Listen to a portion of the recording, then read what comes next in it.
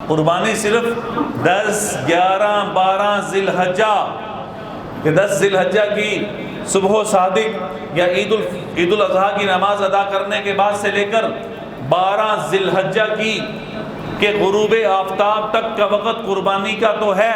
یہ اس قربانی کا وقت ہے کہ جس قربانی میں آپ جانور خرید کر یا جانور کو پال کر اس جانور کے گلے پر چھری چلا کر اس گوشت کو تقسیم کر کے کھا جائیں اور ہضم کر جائیں، لیکن سال پورا باقی رہے گا۔ اگلے سال قربانی کے وقت آنے تک 10 ذی الحجہ کے اگلی 10 ذی الحجہ تک آپ کو ایک نہیں ہزاروں موقع ایسے ملیں گے جہاں آپ کو قربانی دینی پڑے گی، جہاں آپ کو قربانی دینی پڑے گی۔ اور قربانی کا فلسفہ سامنے رکھتے ہوئے پورا سال گزارنے کی نیت کریں میرے سمیت کہ آج کے بعد جب کبھی بھی اللہ کا حکم اور میرے نفس کی خواہش، جب کبھی بھی اللہ کا حکم اور میرے نفس کی چاہت کا ٹکراؤ ہوگا، میں اپنی نفسانی چاہتوں کو اور خواہشات کو اس حکم کے سامنے قربان کر کے رکھ دوں گا۔ اس حکم کے سامنے ان چاہتوں اور خواہشات کا میں ان پر چھری پھیر کر ان کو ذبح کر کے اللہ کے سامنے پیش کروں گا کہ اے اللہ، میں نے اپنے آپ کو سر تسلیم خم کیا۔ میں انی وجہت وجہی للذی فطر السماوات والارض۔ اس آیت کا ترجمہ تو یہ ہے کہ میں نے اپنے آپ کو متوجہ کیا اے اللہ کی طرف جس نے آسمانوں کو پیدا کیا اور زمین کو پیدا کیا۔ یہ دعا کس کی تھی؟ حضرت ابراہیم علیہ السلام کی ذبح کرتے وقت دعا مانگ رہے تھے، لیکن میں یہ کہتا ہوں اس کا ترجمہ یہ اگر کریں اس موقع پر تو بڑا خوبصورت ترجمہ ہوگا۔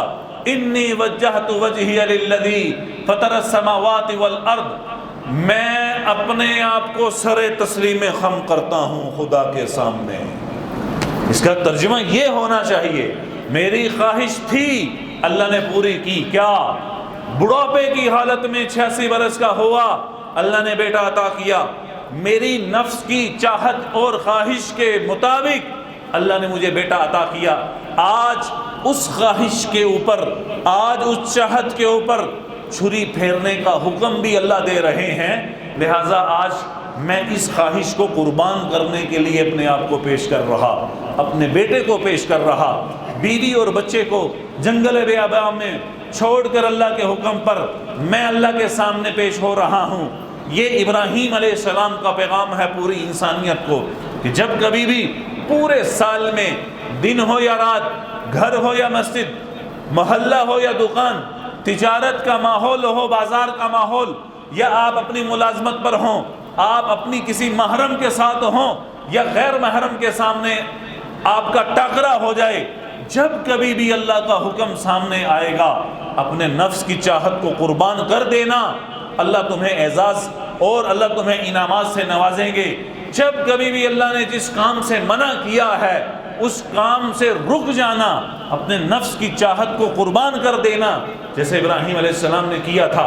اللہ تمہیں دنیا اور آخرت کے اندر کامیاب اور کامران کریں گے۔